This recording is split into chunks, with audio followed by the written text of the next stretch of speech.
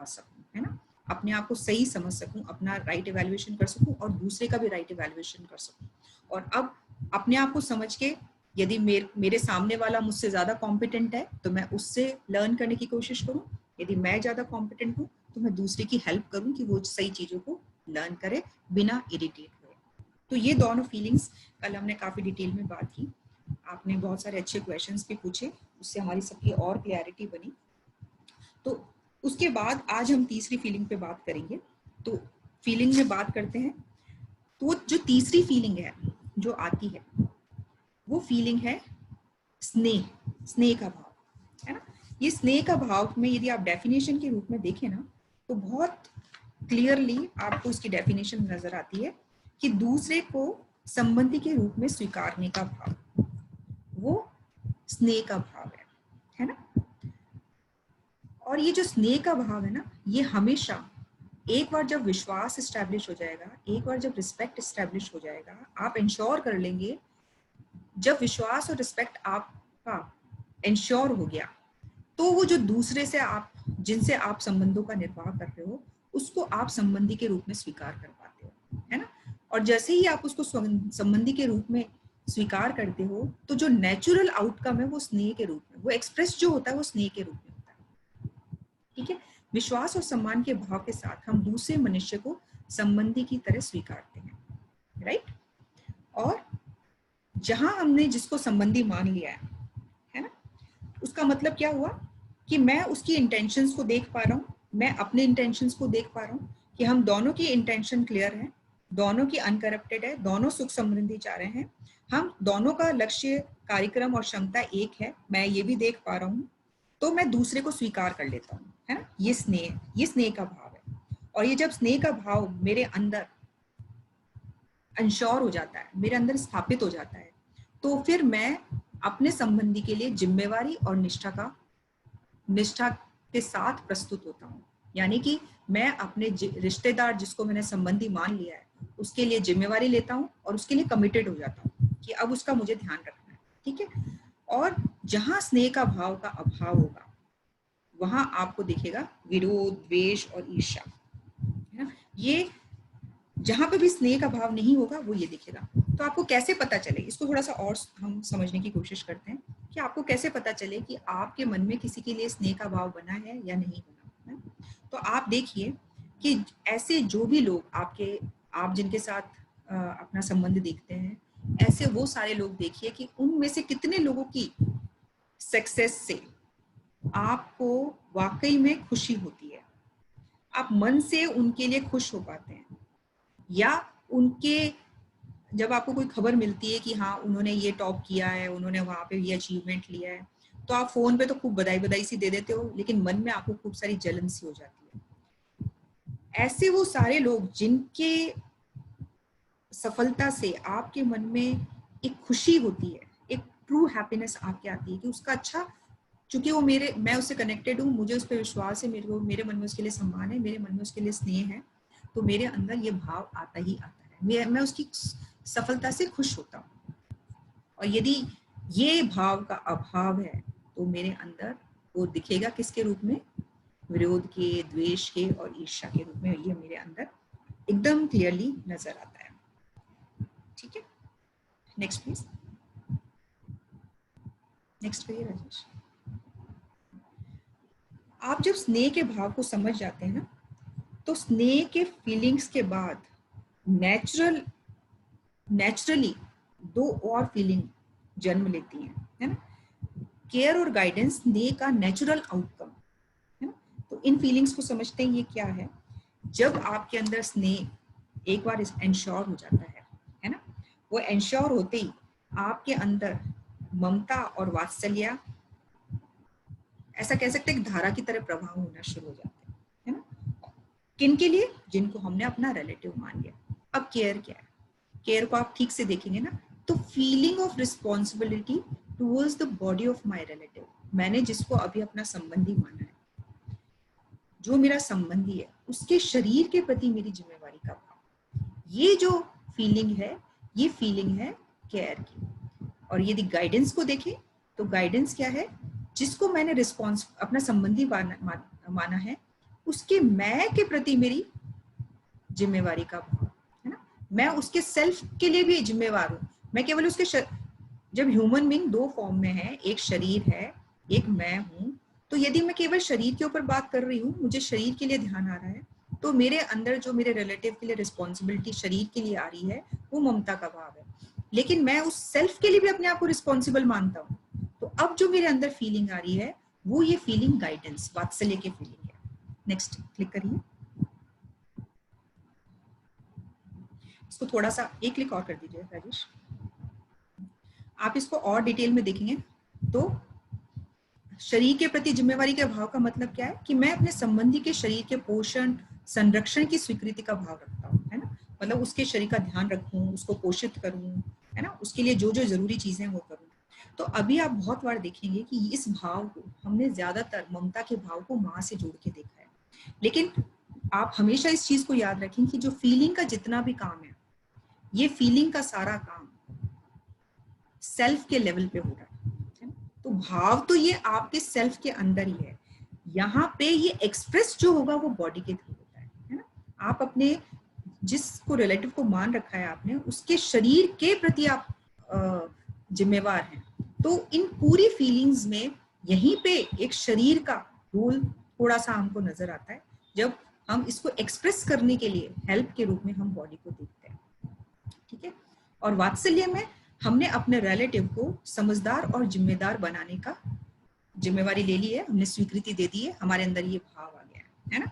तो जो ममता और वात्सल्य है वो स्नेह का सहज प्रतिफल है। तो यहाँ पे एक हम आपका ओपिनियन लेंगे, हाँ, ये हम पोल लॉन्च करें, उसके बाद हम इस पे थोड़ी सी और बात करेंगे। तो आपको क्या लगता है, do we ensure both care as well as guidance, और are we mostly focused on care? आपको क्या लगता है अभी हम लोग क्या कर रहे हैं ज्यादा?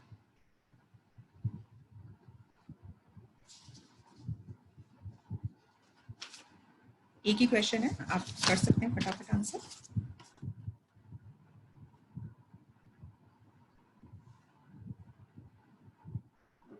तो पहला ऑप्शन है mostly focus on care, both care and as well as guidance, दोनों। हम किस पे ज्यादा फोकस कर रहे हैं?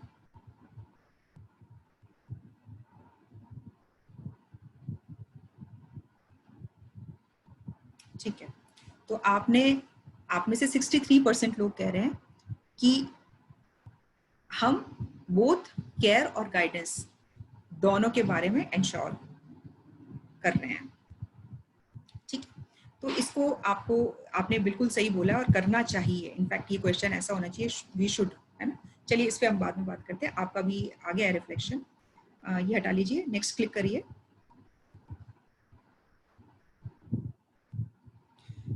तो अब आपसे एक क्वेश्चन और मैं पूछती हूँ, क्या इनमें से दोनों भावों में से आप प्रायोरिटी किस भाव को ज्यादा देंगे?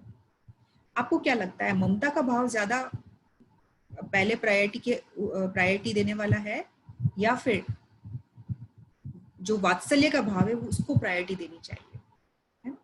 तो इसको इस एक एग्जाम्पल से मैं आपको समझाने की कोशिश करती हूँ कि देखिए भाव तो दोनों ही जरूरी है।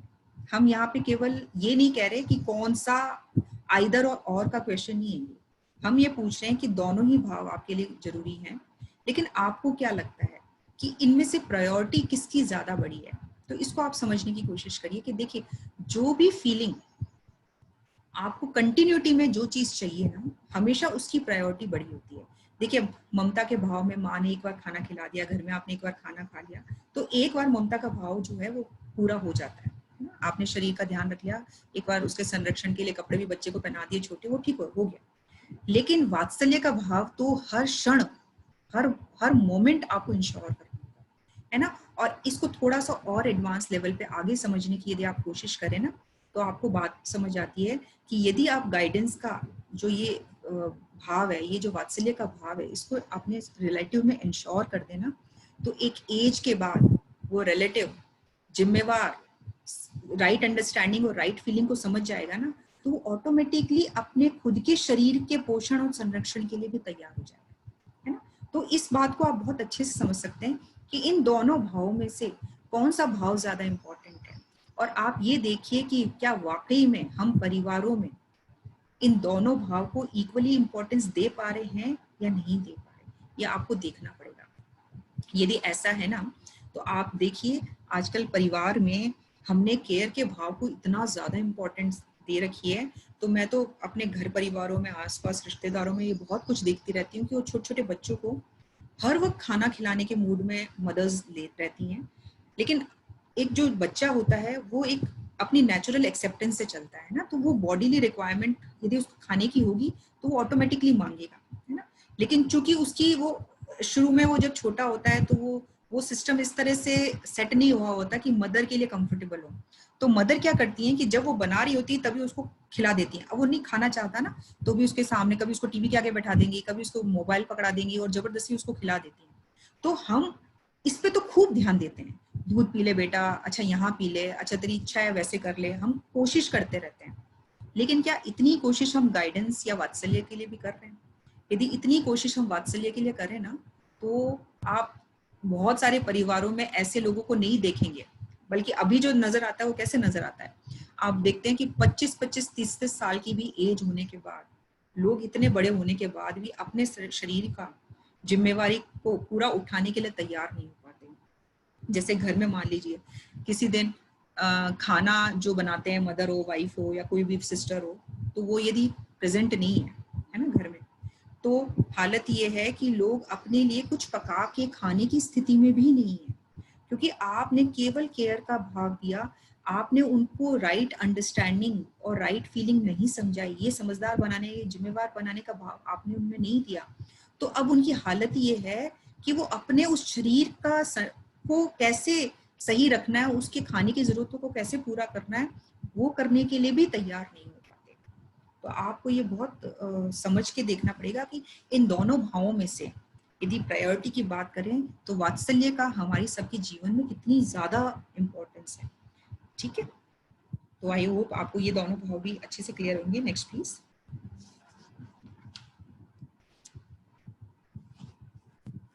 राजेश नेक्स्ट स्लाइड कर सकते हैं।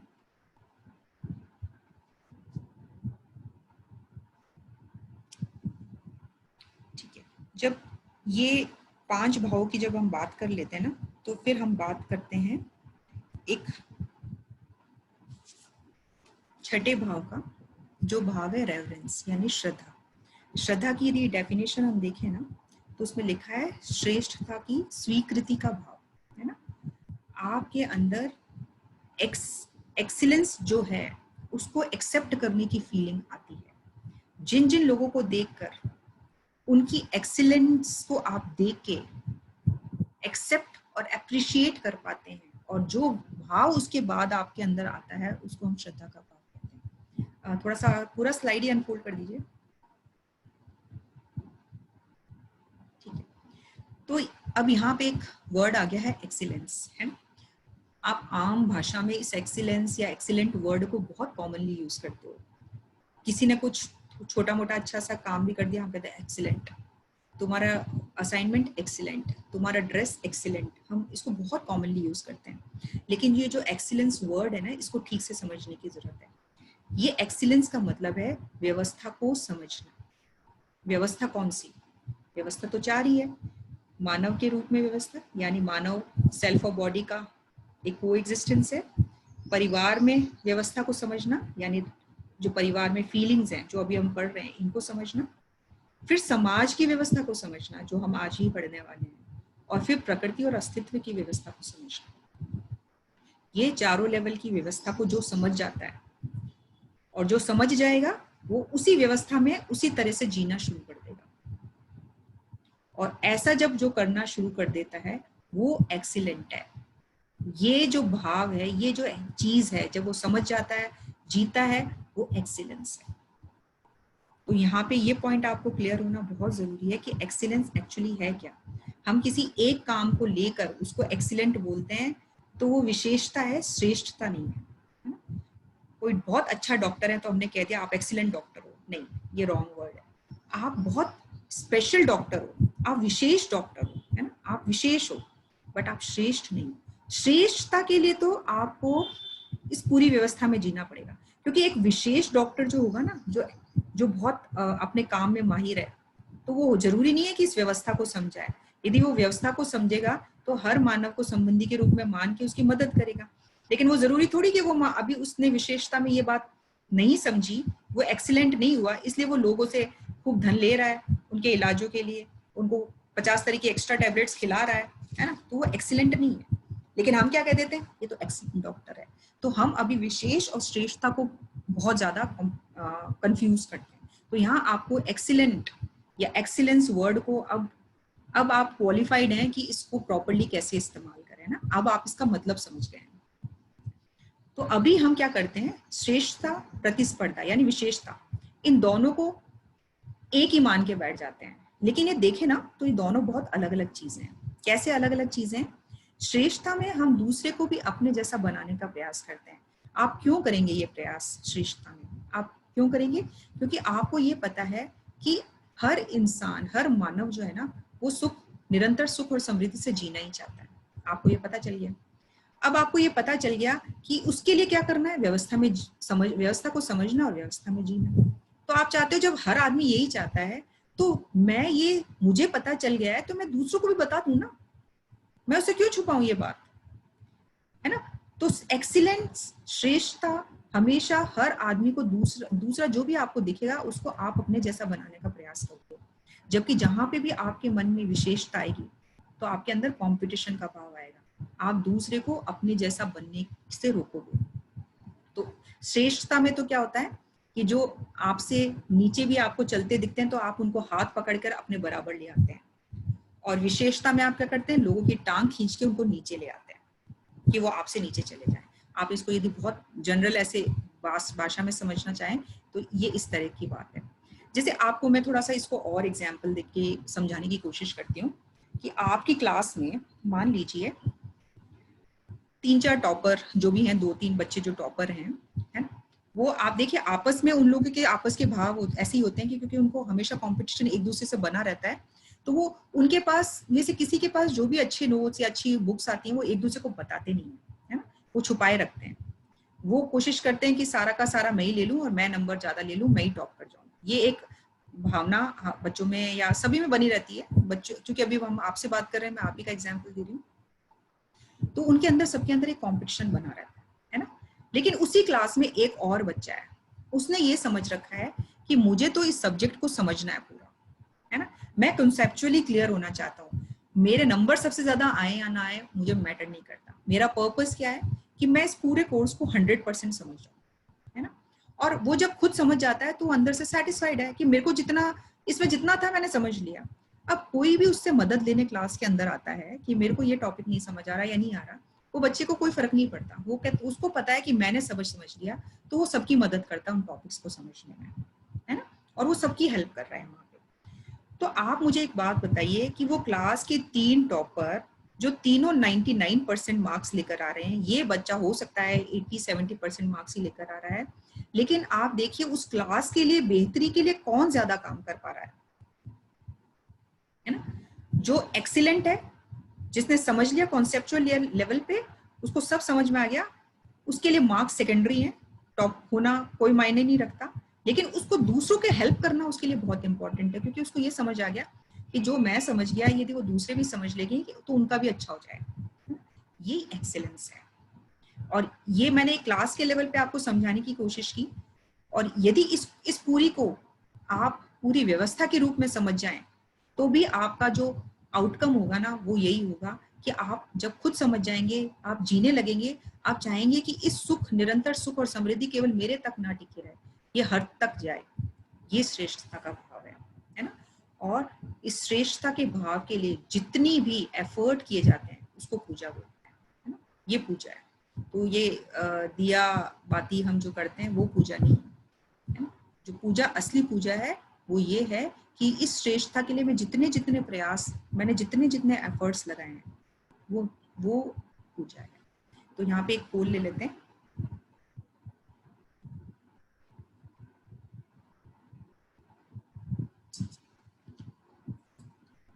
एक पोल था सरोज मैम, मेरे हिसाब से एक पोल लॉन्च होना था, उसमें लिखा है स्लाइड पे।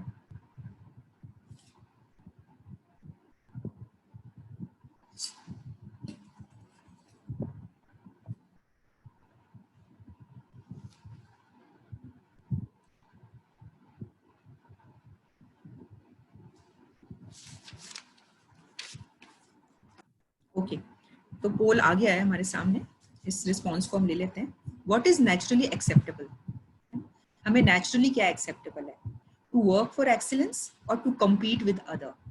यहाँ पे आप अभी क्या कर रहे हो वो नहीं पूछा जा रहा, आपको नेचुरली क्या एक्सेप्टेबल है, आपकी स्वाभाविक सहज स्वीकृति क्या है वो आपसे पूछा जा रहा है ना।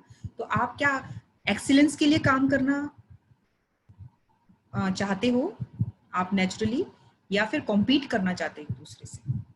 आपको आपके अंदर हार्मनी किस चीज से बनती है? आप कंफर्टेबल एक्सीलेंस से होते हो या कंपटीशन से होते हो, ये आपको देखना है।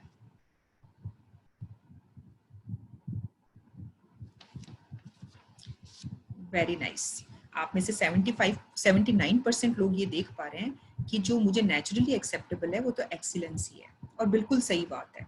क्योंकि एक बार आप जब एक्सीलेंस के लिए काम कर लेते हो, आप जब एक्सीलेंस को समझ जाते हो, उसके बाद आपके अंदर ये डर खत्म हो जाता है कि कोई मुझे आगे पीछे कर देगा, कोई मेरे से ज्यादा आगे निकल जाएगा। फिर आपको ये पता है कि मुझे सब मैंने जान लिया है ना। अब सही मौका सही टाइम पे जो होना है, जैसा है, जो जो सब चीजों के सिचुएशन के योगफल में जो है सब बनेगा, वो हो जाएगा, है ना। लेकिन जो कंपटीशन है वो आदमी इनसिक्योर रहता है। इसको नेक्स्ट स्लाइड में हम देखते हैं। Next slide please. आप देखिए, जहां पे भी एक्सीलेंस होगी ना, वहां आपको दूसरे लोग अपने अपने जैसे ही नजर आएंगे, आपको वो अपने कॉम्प्लीमेंट्री नजर आएंगे, है ना। जबकि आप जहां पे भी विशेषता या कंपटीशन होगा, आपको लगेगा कि मैं बहुत स्पेशल हूँ। और ये जो फीलिंग कि मैं बहुत स्पेशल हूँ, ये अपने आप में आपको परेशान किए रखती है, हर वक्त आपको परेशान, क्योंकि अब आपके सारे एफर्ट्स अपने आप को खास दिखाने में, स्पेशल बनाए रखने में लगे रहते हैं, है ना। तो आप अपने एक्सीलेंस में तो दूसरों की हेल्प करते हो कि वो भी आप जैसे हो जाएं, और यहाँ आपको इतना एफर्ट लगाना कि भैया मैं खास हूँ, तो कभी मुझे बाल ऊपर बनाने हैं, कभी उनको रंगना पड़ेगा, कभी बालों को जेल लगाना पड़ेगा, कभी उनको अलग तरह से कटवाना पड़ेगा, कभी कुछ और ड्रेसिंग करना पड़ेगा, कुछ ना कुछ मुझे करता रहना पड़ेगा, क्योंकि मैंने ये मान लिया मैं बहुत खास हूँ, है ना। ये गड़बड़ हो जाता है। लेकिन यहाँ आपको ऐसी कोई परेशानी नहीं, आप कंफर्टेबल, आपको पता है कि भैया सेल्फ के लेवल पे सब बराबर है, सबको सुखी होना है, मेरे को सबको हेल्प करना है। यहाँ आप सोचते हो कि नहीं, जो मुझे पता चल गया वो दूसरों को बताना नहीं, सब मेरे बराबर आ जाएंगे, तो ऐसे नहीं चलेगा, है ना। ये सब नेचुरल एक्सेप्टेंस के बेसिस पे, श्रेष्ठता नेचुरल एक्सेप्टेंस है। इसमें जो खास होता है ना, उसके मन में या तो डर होता है या लालच होता है। डर क्या होता है कि कोई मेरे से आगे ना निकल जाए, है ना, लोग उसको ज्यादा भाव ना देने लग जाए, किसी ना किसी तरह के लालच में बता होता है कि इस वजह से मेरे को शायद प्रेफरेंस ज्यादा मिल जाए, है ना। इस तरह के कुछ ना कुछ चीजों में वो उलझा ही रहता है पूरे वक्त, ठीक है। यहाँ पे एक्सीलेंस में आपको हमेशा संबंध में विश्वास सम्मान का भाव दिखेगा, और यहाँ पे आप कभी अपने आप को ओवर इवेल्युएट करोगे, कभी आपसे ज्यादा अच्छी हेयर स्टाइल वाला, ज्यादा पर्सनालिटी, अच्छी पर्सनालिटी वाला आ गया, तो आप कभी दूसरों खुद का अधिमूल्यन करोगे, कभी अपना अवमूल्यन करोगे, कभी दूसरों का अवमूल्यन करोगे। ये इस चक्कर में आप फंसे हुए रहोगे। यहाँ समृद्ध फील करते हो, यहाँ दरिद्र फील करते हो आप, है ना। ये निश्चित है, इसमें आपको किसी को कुछ शो नहीं करना, आप जैसे हैं, है ना। ये बार बार बदलता रहेगा, जैसे लोग सामने आएंगे उस हिसाब से आप बार बार, कभी ओवर कभी अंडर, इस तरह के वैल्यूएशन से आपका जो आचरण है वो चेंज होता रहेगा। ये स्वतंत्रता है ना। इसमें आप किसी और पे निर्भर नहीं हो, ये परतंत्रता है। यहाँ आप दूसरों पे निर्भर कर रहे हो, टोटल आपकी डिपेंडेंस, दूसरा आपके सामने कौन सा आ गया है उस पे आप, उसकी वजह से आपका बिहेवियर रहेगा, है ना। तो ये बिहेवियर कभी भी कंसिस्टेंट नहीं हो सकता, निश्चित नहीं हो सकता। Next please.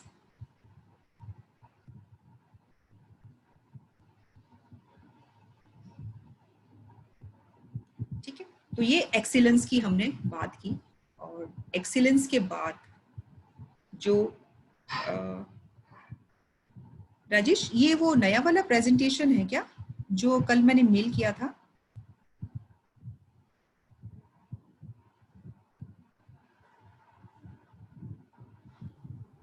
मैं देख लेता हूँ एक बार, शायद वो है ना, कल ये वो वाला नहीं है। यहाँ से एक्सीलेंस तक तो चलो जो भी हो गया, अभी ग्लोरी और गौरव, मतलब ये ग्रेटिट्यूड वाला है ना क्वेश्चन, ये वो वाला प्रेजेंटेशन चला दो।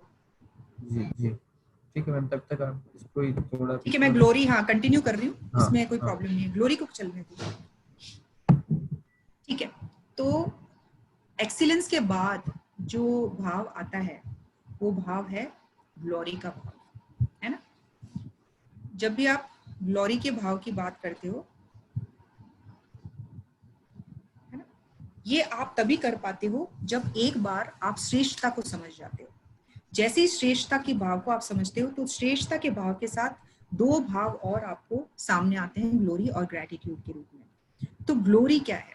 ग्लोरी या गौरव, आप देखते हैं कि जिस श्रेष्ठता को हमने समझा है, हमने देखा कि व्यवस्था को समझना, व्यवस्था में जीना श्रेष्ठता है ना। तो आपको ऐसे बहुत सारे लोग समाज में दिखते हैं, है ना।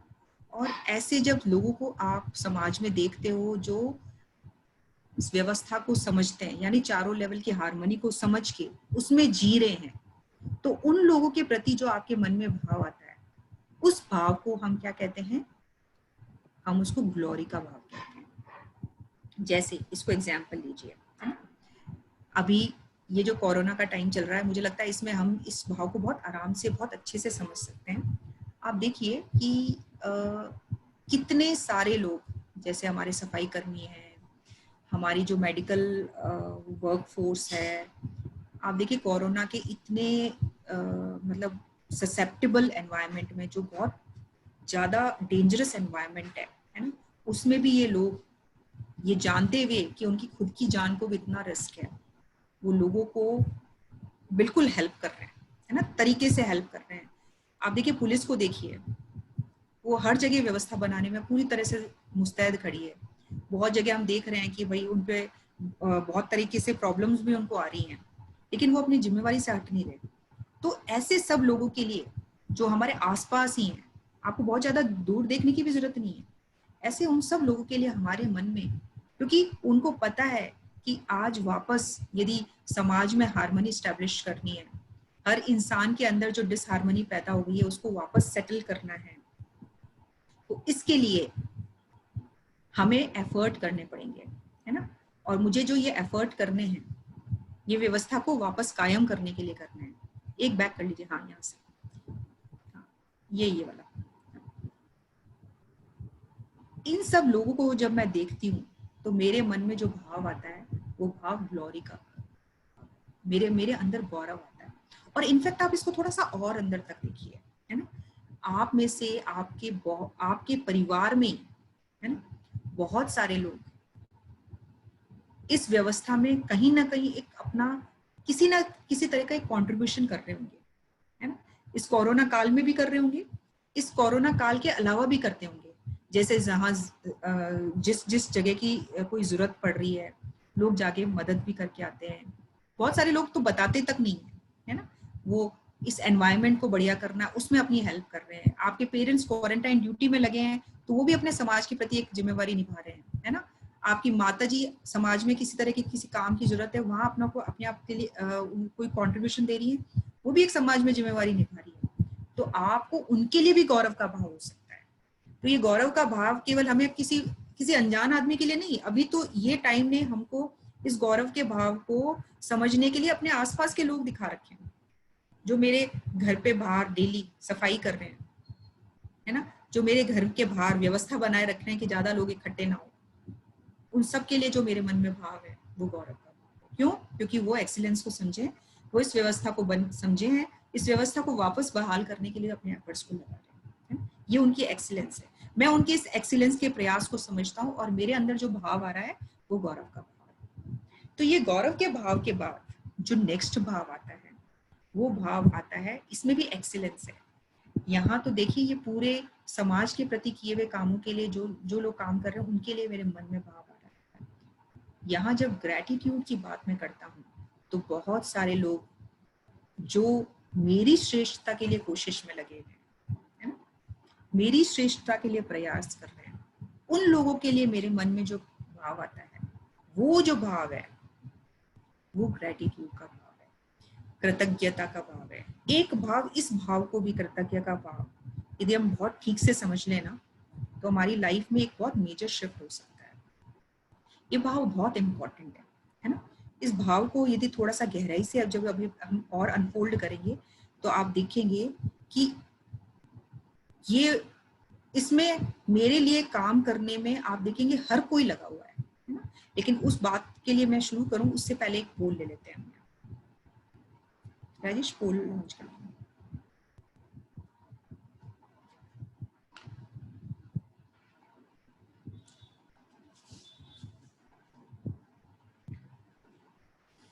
तो are you able to appreciate both what has been done as well as what has not been done, the complete picture, or mostly focus on what has not done? आपका ध्यान ज्यादातर जब हम ग्रेटिट्यूड की बात करते हैं तो मैंने आपको कहा कि ये भाव समझने वाला भाव है ना। आपके लिए बहुत लोग प्रयास कर रहे हैं, है ना। तो क्या आप ये देख पा रहे हैं कि बहुत सारे लोग आपके लिए प्रयास कर रहे हैं, या आप यही देख पाते हैं कि लोगों ने आपके लिए क्या क्या अभी तक नहीं किया, है ना। एक शिकायत का लहजा बना रहता है ना। आप देखिए इन दोनों में से कौन सी चीज आपको अभी ज्यादा नजर आती है, और ये बिल्कुल एक ऑनेस्ट रिफ्लेक्शन आप दीजिए, आप अभी क्या देख पाते हैं। बहुत बढ़िया, बहुत बढ़िया। आप में से 86% लोगों ने ये बहुत खुल के बात को कहा है कि जो आपके लिए आप अप्रिशिएट कर पाते हैं what has been done and what has not been done. बहुत अच्छा है, ये आपने इस तरह से इसको देखा है, तो अभी अच्छी बात है। अब मैं थोड़ी सी और इसको अनफोल्ड करती हूँ और फिर शायद यदि बात को आप अच्छे से और समझ पाए। ठीक है, अब ये श्रेष्ठता यानी कि मेरे को समझदार, जिम्मेवार हो जाऊं, मैं सुख और समृद्धि से जी लूं, इसके लिए कितने लोग काम कर रहे हैं, है ना। मेरे जीवन के सुख को बनाए रखने के लिए कितने लोग लगे हुए हैं, जरा इसको देखते हैं, है ना। तो सबसे पहले तो हम शुरू करते हैं माता पिता से। हमारे माता पिता, क्या हम उनके लिए ग्रेटिट्यूड फील कर पा रहे हैं? आप जब पैदा हुए, हम सब जब पैदा हुए 2 किलो से 2.5 किलो 3 किलो की वजन के थे, आज हम इतने बड़े हो गए हैं। इस पूरी परवरिश में सबसे ज्यादा बड़ा रोल किनका है? हमारे माता पिता, दादा दादी, नाना नानी, चाचा चाची, जो भी परिवार के सदस्य हैं उनका। तो क्या मैं इस चीज को हर बार देख के अप्रिशिएट कर पाता हूँ कि उन्होंने मेरी अपब्रिंगिंग में कितना बड़ा रोल प्ले किया है? क्या मैं ये देख पाता हूँ कि मैं जितनी इच्छाएं करता हूँ वो अपनी बेस्ट पॉसिबल वे में उनको पूरी करने का प्रयास मेरे बचपन से लेकर आज तक कर रहे हैं? क्या मैं इस चीज को ठीक से देख पाता हूँ? क्या मैं ये देख पाता हूँ कि उन इच्छाओं को पूरा करने के लिए मेरी बहुत बार उन्होंने अपनी जेन्युइन इच्छाओं को दबाया है? क्या मैं इस चीज को देख पाता हूँ? क्या मैं इस चीज को अप्रिशिएट कर पाता हूँ? क्या मैं ये देख पाता हूँ कि उनके द्वारा एक ना से मैं कैसे बिफर जाता हूँ और मैं ये सब भूल जाता हूँ कि वो मेरे लिए क्या क्या कर रहे हैं? क्या मेरा ध्यान इस चीज पे कभी जा पाता है? क्या मैं देख पाता हूँ कि उनका किया हुआ हर एक कोशिश, उनकी कही हुई, उनकी थोड़ी सी डांट, उनके मेरे लिए किसी चीज के लिए मना करना, उस सब के अंदर मेरे को सुख ही करने का भाव ही बना हुआ है? क्या इन सब चीजों को मैं देख पा रहा हूँ? क्या मैं उनके लिए कृतज्ञता फील कर पाता हूँ?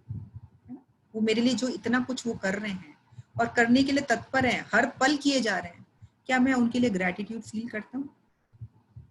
ठीक है।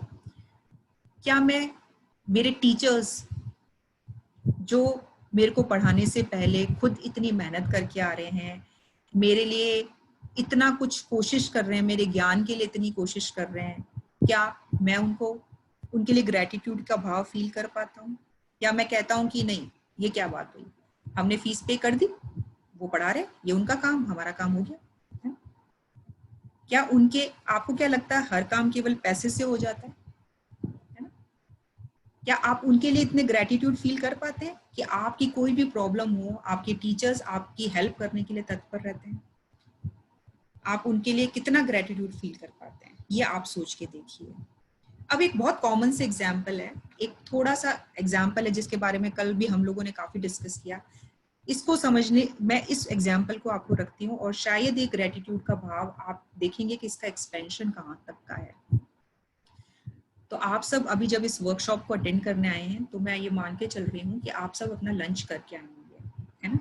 अब जरा सोच के देखिए कि वो जो खाने की थाली आपके सामने आई, है ना, उसको जिसने भी बनाया, अभी तो आप घर पे हैं तो घर पे मम्मी बहन कोई भी बना रहे हैं, ठीक है, तो क्या आप अपनी मम्मी और बहन के लिए डेली उस खाने को गरम गरम आपको खिलाने के लिए, आपको 4 बार नखरे आपके सह के, आपको बार बार आपके लिए रिक्वेस्ट करने के लिए, क्या आप ग्रेटिट्यूड फील कर पाते हैं कि वो आपके लिए कितने कंसर्न है कि आप गरम और अच्छा खाना खा लें?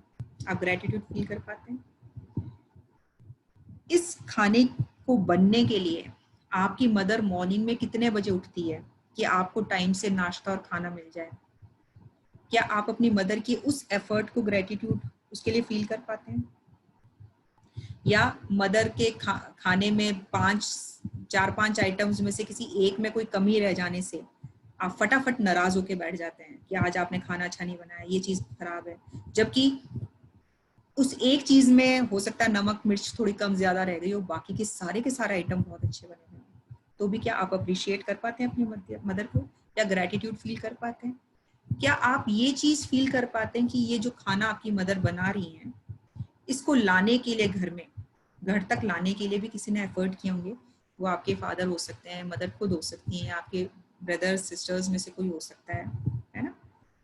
आप क्या उनके लिए आप उनके लिए ग्रेटिट्यूड फील कर पाते हैं?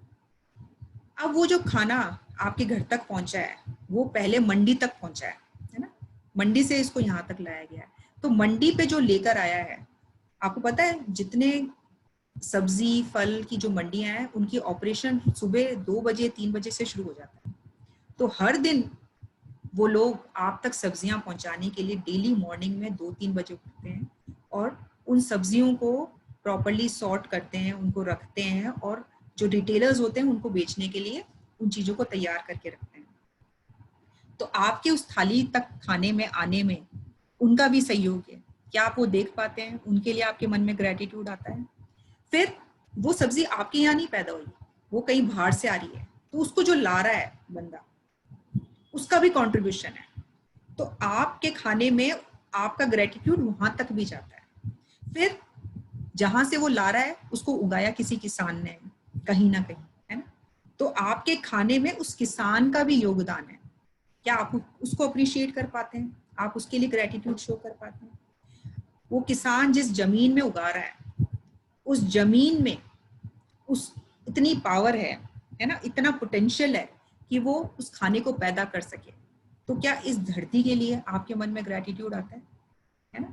जो धरती में आप एक बीज डालते हो और वो 100 बीज में कन्वर्ट हो जाता है ना, तो उस धरती के लिए आपके मन में उसकी उस फर्टिलिटी के लिए, उस पैदावार को बढ़ाने के लिए ग्रेटिट्यूड आता है। और इस धरती में जब आप बीज डालते हो तो इस पूरी धरती में एनर्जी का सोर्स सन है, उस सन से ही वो रोशनी लेकर, उस एनर्जी को लेकर वो एक बीज एक प्लांट के रूप में बनता है ना, ठीक है। तो उस सन का भी रोल है आपके इस खाने में आने तक। फिर ये हवा है, पानी है, बाकी कॉस्मिक जो भी काम हो रहे हैं, सब हर एक इस वो जो एक हनी बी जो उस पॉलिनेशन का काम करती है कि एक से पॉलन को लेके दूसरे पॉलन में फर्टिलाइजेशन का काम करके उस अन्न को बना रही है। जो आपकी थाली में खाना आता है उसमें वहां तक उसका रोल भी है। तो यदि आप ठीक से देखें ना, तो इस पूरी कायनात का रोल है आपको इस खाने को खिलाने के लिए। और आप ये एक खाने को देख रहे हैं, यदि आप अपने जीवन में जितनी चीजें हो रही हैं उनको ठीक से देखना शुरू करें, तो आप अकेले कुछ नहीं है। कोई भी मानव अकेला कुछ भी नहीं है ना। हमारे पीछे पूरी कायनात लगी हुई है, हमको इस सिस्टम में बनाए रखने के लिए पूरी कायनात मदद कर रही है। तो मेरी एक्सीलेंस के लिए तो ये कायनात लगी हुई है। तो क्या मैं इसको देख पा रहा हूँ? क्या मैं उनको अप्रिशिएट कर पा रहा हूँ? क्या मेरे अंदर ग्रेटिट्यूड का भाव पैदा हो पा रहा है? तो ये हमको देखने वाली बात है। इतना इतना जब मुझे नजर आने लग जाएगा, इतना इतना डेली जब मैं देखने लग जाऊं, तो मेरे अंदर truly feeling of gratitude develop होगी। तब आप देख पाएंगे कि वाकई में मेरे मन में मेरे लिए कितने लोग मेरी एक्सीलेंस के लिए काम कर रहे हैं, तब आप ट्रूली ग्रेटिट्यूड की फीलिंग को समझ पाएंगे। Okay, next please. तो इसके ही कंटिन्यूशन में आप देखिए, अपने आप में सोच के देखिए कि आप क्या अप्रिशिएट कर पाते हैं दोनों चीजों के लिए, कि जो आपके लिए किया गया है या जो आपके लिए नहीं किया गया, या ज्यादातर आपका ध्यान जो नहीं किया गया है उसके लिए शिकायत में ही, शिकायत मूड ही आपका चलता रहता है, आपका पूरा फोकस शिकायतों पे लगा रहता है। आप मन में खुद से सोच के देखिए, आपने ये नहीं किया, आपने वो नहीं दिलाया, आपने मेरे साथ ये नहीं किया, मुझे ऐसे नहीं पढ़ाया, मुझे वो नहीं किया, वो नहीं दिलाया।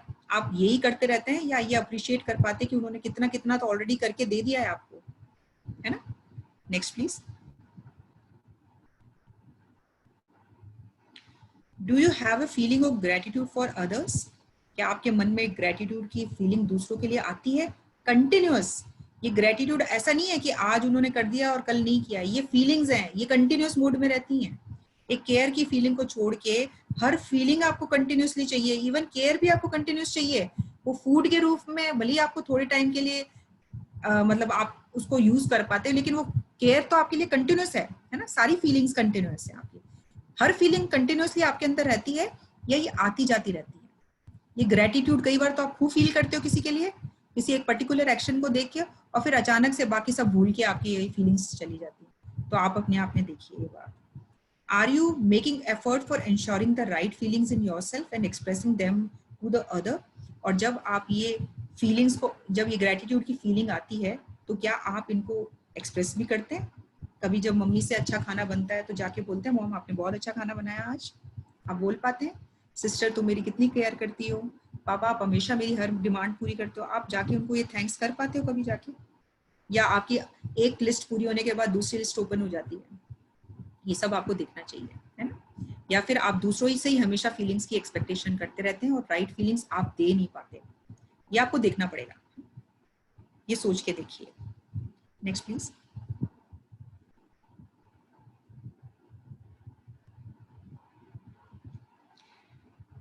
ठीक है, तो अभी तक जो हमने बात की, रेस्पेक्ट से लेकर ग्रेटिट्यूड तक बात की, और हमने देखा कि हमारी बेसिक ह्यूमन एस्पायरेशन है कंटिन्यूस हैप्पीनेस और एक्सीलेंस को अचीव करना। यहाँ तक हमने समझ लिया कि ये जो कंटिन्यूस हैप्पीनेस है ना, ये एक्सीलेंस को अचीव करने से ही मिलेगी। ये बात हमको यहाँ पे समझ आ गई कि व्यवस्था को समझना पड़ेगा, व्यवस्था में जीना पड़ेगा, तभी मैं कंटिन्यूस हैप्पीनेस में रह सकता हूँ।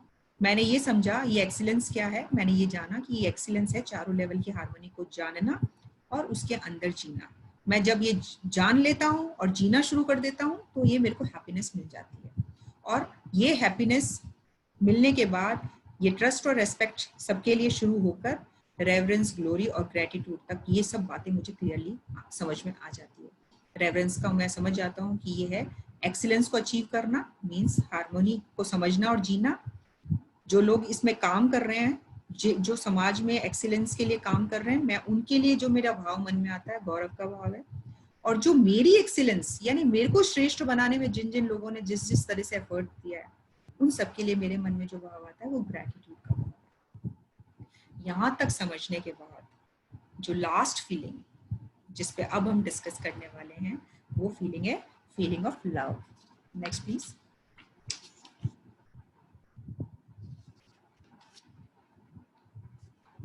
ठीक है, तो हमें अभी अपनी शुरू करने से पहले हम देखें, सबसे पहले अपनी नेचुरल एक्सेप्टेंस से कुछ पूछें। आप नेचुरल एक्सेप्टेंस से ये पूछ के देखें कि हम संबंध पूर्वक जीना तो चाहते हैं, जीना चाहते हैं किसी एक के साथ, सॉरी किसी एक के साथ भी नहीं जीना चाहते क्या? या किसी एक के साथ ही जीना चाहते हैं, या अनेक के साथ जीना चाहते हैं, या हर एक के साथ जीना चाहते हैं? आप, यदि आपकी नेचुरल एक्सेप्टेंस ये कहती है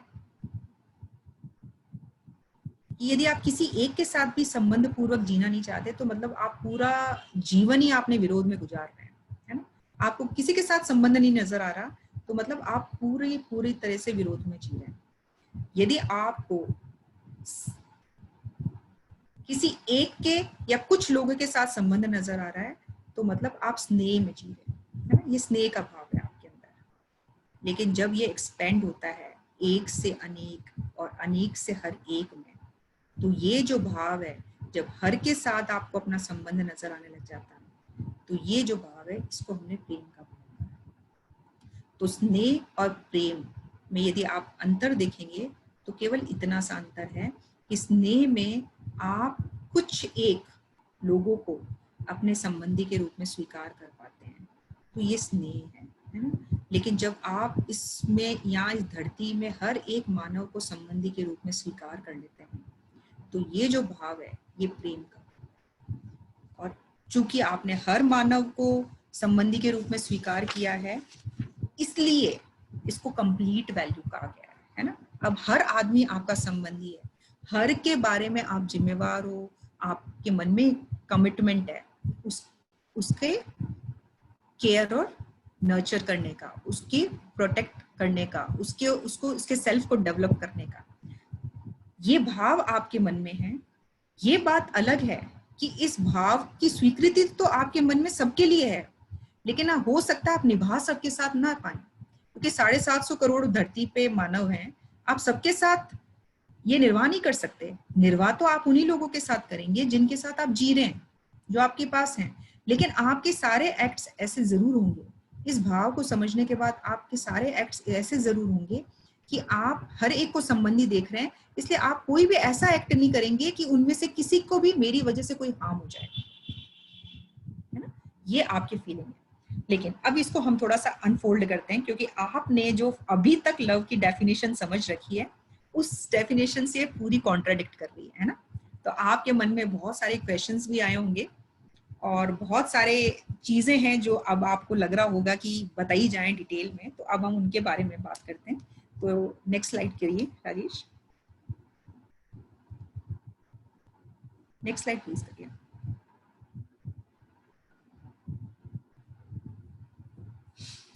तो आजकल जो आपने लव को समझ रखा है ना, आपने लव को क्या समझ रखा है? आपने एक्साइटमेंट इक्वल्स टू लव समझ रखा है, और ये एक्साइटमेंट आपको सेंसेशन से या प्री कंडीशनिंग से मिल रहा है ना। बॉलीवुड ने आपको ये समझाया है, बॉलीवुड ने लव, लस्ट, प्री कंडीशनिंग इन सबको मिक्स करके रख दिया है। आप देखिए, आपकी इमेजिनेशन में जो लव का पार्ट है, जो लव आपने समझ रखा है ना, उसमें से जो मेजर पोर्शन है वो इनफैचुएशन और लस्ट का है। इसको आपने लव समझ रखा है। केवल इतना सा जो येलो वाला पोर्शन है ना, ये लव है। ये एक्चुअली आपकी नेचुरल एक्सेप्टेंस, जिसमें आप कहीं ना कहीं सबके साथ संबंध को देख पाते हैं, ये आपके अंदर अभी तक जो आप जितना लव को समझते हैं उतने में से यही एक इतना पोर्शन है जो नेचुरल एक्सेप्टेंस से आ रहा है। और ये भी देखिए कितना स्ट्रांग है। और तभी कोरोना से दुनिया में कहीं डेथ होती है, किसी भी मिस हैपनिंग से दुनिया में कहीं भी मानव जाति को कोई नुकसान होता है, तो आपको बुरा लगता है, आपके अंदर दुख होता है ना। क्यों? क्योंकि नेचुरली आपको पता है कि लव तो यही है, मेरा सबसे कनेक्शन है, कहीं ना कहीं ये लोग भी मेरे संबंधी है ना। ये भाव आप में है। लेकिन आपको बाहर से जो इंफॉर्मेशन, जो अभी ट्रेंडिंग इंफॉर्मेशन है, उसमें ज्यादातर इस लव, लस्ट और इन्फेचुएशन को सबको मिक्स कर दिया गया है ना। इसलिए एक बहुत ग्रॉस मिसअंडरस्टैंडिंग, कंफ्यूजन क्रिएट हुआ है आज की जनरेशन के अंदर। इसको थोड़ा सा और समझने की कोशिश करते हैं। तो ये जो सेंसेशन है, ये जो एक्साइटमेंट है, ये दो तरीके से आपके अंदर आ रहा है। एक तो लस्ट के फॉर्म में है ना, जो सेंसेशन आपको दूसरों से मिलती है ना, कोई आपसे अच्छे से बात कर ले, उससे आपको एक सेंसेशन मिल रही है, या कुछ और आपके अंदर चलता रहता है, उससे जो सेंसेशन मिल रही है ना, वो एक लस्ट के फॉर्म में आपके पास रहती है। लेकिन क्या ये इसकी कंटिन्यूटी पॉसिबल है? क्या ये कंटिन्यू चल सकता है? आप मन में सोच के देखिए जरा। सेम वे बहुत सारी प्री कंडीशनिंग आपने एनवायरनमेंट से ले ली है। कैसे ले ली है प्री कंडीशनिंग एनवायरनमेंट से? इन्फेचुएशन के फॉर्म में, है ना। आपने ले लिए कि आपने बहुत जगह ऐसे डायलॉग्स सुन लिए ना, बॉलीवुड में ऐसे बहुत सारे डायलॉग्स हो रहे हैं। मैं बार बार इसलिए बॉलीवुड का नाम ले रही हूँ क्योंकि मूवीज, टीवी में जो चीजें आपको दिखाई जा रही है वो आप पे बहुत इमीडिएट तरीके से आप पे बहुत असर कर रही है, और इसका रिफ्लेक्शन भी नेक्स्ट स्लाइड में आएगा। ये असर इतना बड़ा है कि जिसको इग्नोर नहीं किया जा सकता, इसलिए इसको बहुत डिस्कस करना भी जरूरी बनता है। आप देखेंगे प्री कंडीशनिंग कैसी बनी हुई है कि प्यार तो पहली नजर में हो जाता है ना। तो क्या प्यार पहली नजर में हो जाता है, या आपको क्या बात ऐसी दिखती है? फिर कोई आके कहता नहीं प्यार तो अंधा है ना। फिर कोई कहता है कि भाई आपके गर्लफ्रेंड बॉयफ्रेंड होना तो कंपलसरी है। कोई कहता है एक से काम भी नहीं चलेगा, कई सारे होने चाहिए, है ना। इस तरह की इतने सारी प्री कंडीशनिंग आपने आसपास सुन ली है। आजकल की मूवीज में आपको ये बातें इतनी गहराई से बार बार कही जाती हैं, है ना। आपको रियलिटी का पता सही इंफॉर्मेशन के नहीं होने से आप इसी को ही सही मानते हैं। आपको लगता है लव क्या है, लव का मतलब है लस्ट और इन्फैचुएशन। और यदि ये नहीं है, यदि कोई आपको इस तरह से रेसिप्रोकेट नहीं करता, आपने किसी को ये शो किया, उसने रेसिप्रोकेट नहीं किया, तो आपको लगता है वो मेरे प्यार को समझ नहीं रहा, वो मेरे लव को समझ नहीं रहा, है ना। लेकिन आप देखेंगे ना तो ये तो लव है ही नहीं, ये तो लस्ट है, ये तो इन्फैचुएशन है। और जो भी चीज सेंसेशन से आ रही है और प्री कंडीशनिंग से आ रही है, वो उसकी कंटिन्यूटी कभी पॉसिबल हो ही नहीं सकती, वो कभी कंटिन्यू चल ही नहीं सकता, क्योंकि इसका बेस ही गलत है। ये जो भी चीजें आ रही है ये आपको टेम्परेरी चीजों से मिल रही है, ये बॉडी के बेसिस पे मिल रही है ना। आप बॉडी के बेसिस पे आपको लव एट फर्स्ट साइट हो रहा है ना, आप ब्लाइंड हो जाते हैं, आप अट्रैक्शन में फंसे हुए हैं, इस तरह से आप चीजों को देखते हैं ना। अब जैसे ही वो अट्रैक्शन चेंज होता है या आपके बारे में दूसरे के बारे में थोड़ी सी चीजें चेंज होती है, तो अचानक से अगला आपको रेसिप्रोकेट उस तरह से नहीं कर पाता और कंटिन्यूटी का इसमें कोई पॉसिबिलिटी है ही नहीं, तो अचानक से क्या होता है, आप सीधा धड़ाम से गिरते हैं उस अपने लव के बुखार की सीढ़ी से नीचे, है ना। ये आपके साथ होता है। जबकि राइट तरीके से लव क्या है, लव तो ये है, लव तो ये हो रहा है कि इस धरती पे जितने मानव हैं वो सारे के सारे मानव मेरे संबंधी है ना, और मैंने उनको संबंधी के रूप में स्वीकार कर लिया, है ना। निर्वाह मैं उन्हीं के साथ करूंगा जिनके साथ जी रहा हूं, है ना। लेकिन आपने तो अभी ये समझ रखा है। तो लव को ढंग से देखें तो लव तो feeling of being related to all है, उनके तरफ रिस्पॉन्सिबल होना है। इन सेंसेशन और प्री कंडीशनिंग, इन इनफैचुएशन में क्या रिस्पॉन्सिबिलिटी जैसा कोई शब्द कभी रहता है? आपके अभी प्यार की जो डेफिनेशन है उसमें रिस्पॉन्सिबिलिटी का कहाँ रोल है? वहां जिसको रिलेटिव मान लिया है उसकी केयर का कितना रोल है, उसकी गाइडेंस का कितना रोल है? क्योंकि हम तो लव को कंप्लीट फीलिंग बोल रहे हैं। आपने क्या आपके विश्वास की क्या कंडीशन है, रेस्पेक्ट की क्या कंडीशन है ना। आप जब तक उन सबको इंश्योर नहीं कर सकते तब तक वो लव तो हो ही नहीं सकता, वो तो केवल अट्रैक्शन है, एक्साइटमेंट है ना।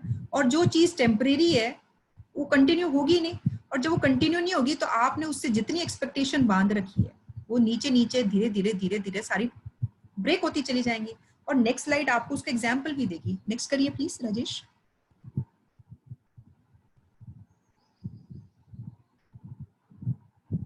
ये एक टाइम्स ऑफ इंडिया की न्यूज है ना, और इसमें लिखा है लव नंबर 1 किलर इन 4 स्टेट्स। और ये 4 स्टेट्स इन्होंने बताइए, आंध्र प्रदेश, मध्य प्रदेश, महाराष्ट्र, गुजरात और पंजाब। यहाँ पे सबसे ज्यादा मौतों की जो वजह है ना, चाहे वो मर्डर्स हो या चाहे सुसाइड्स हो, है ना, उसका मेन रीजन ये लव है।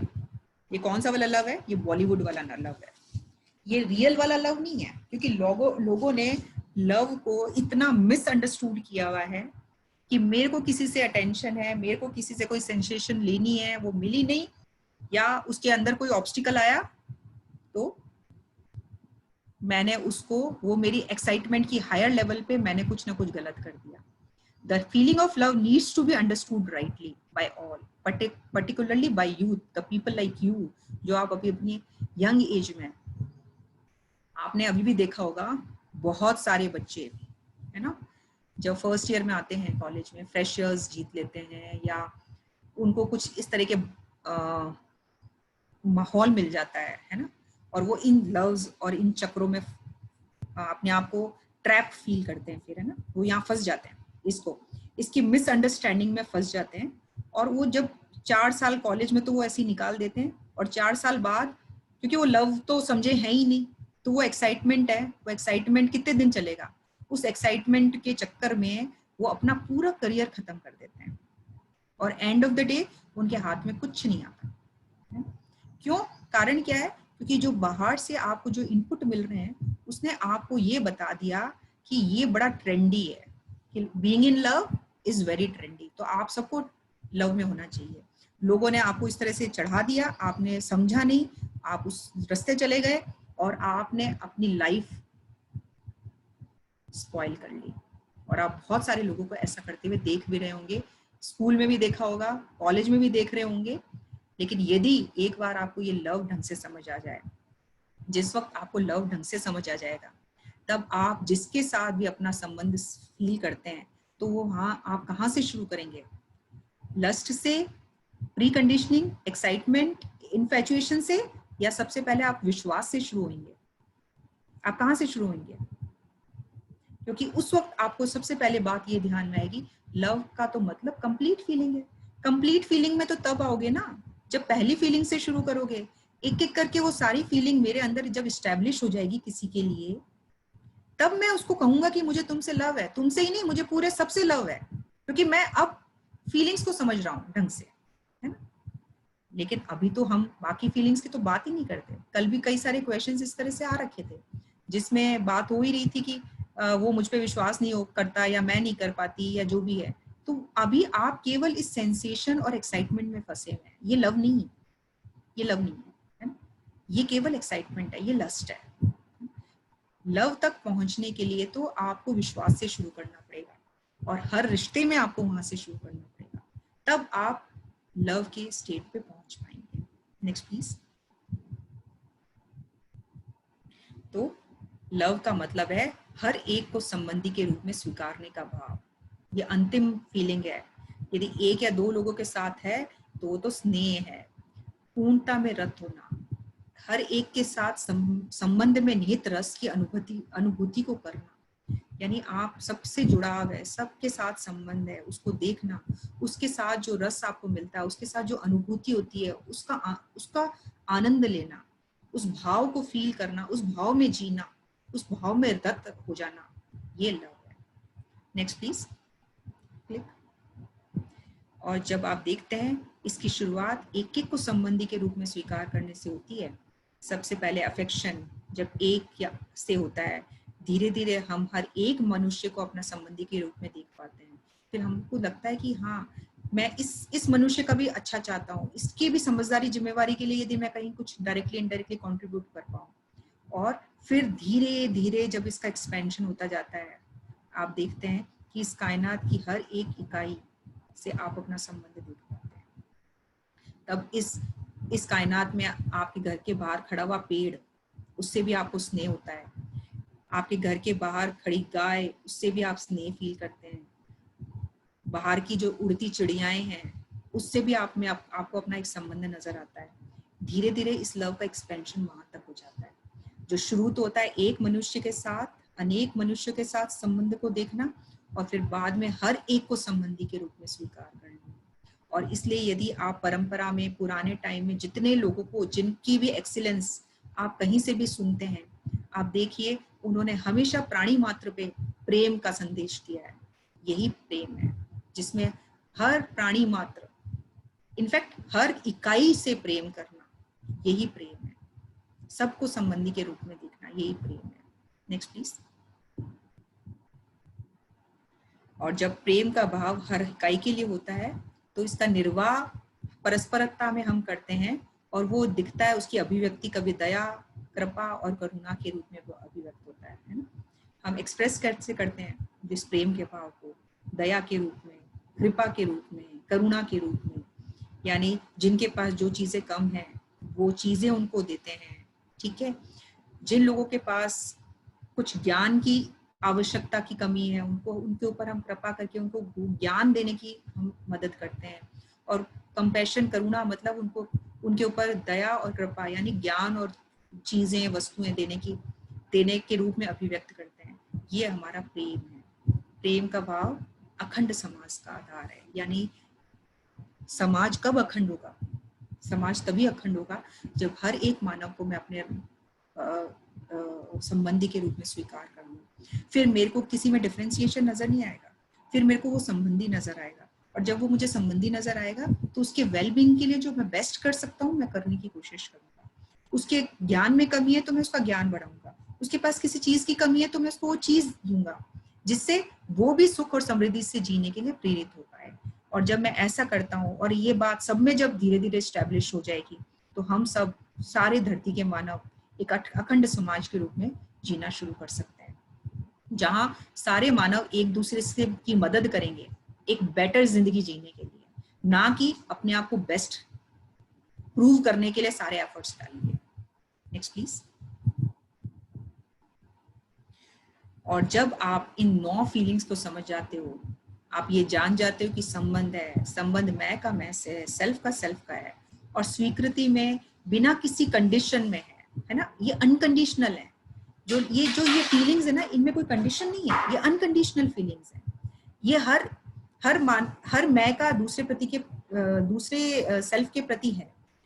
ये 9 भावों के रूप में पहचाना जा सकता है। ये भाव निश्चित है और इसकी निरंतरता सुनिश्चित करनी है बिना किसी शर्त के।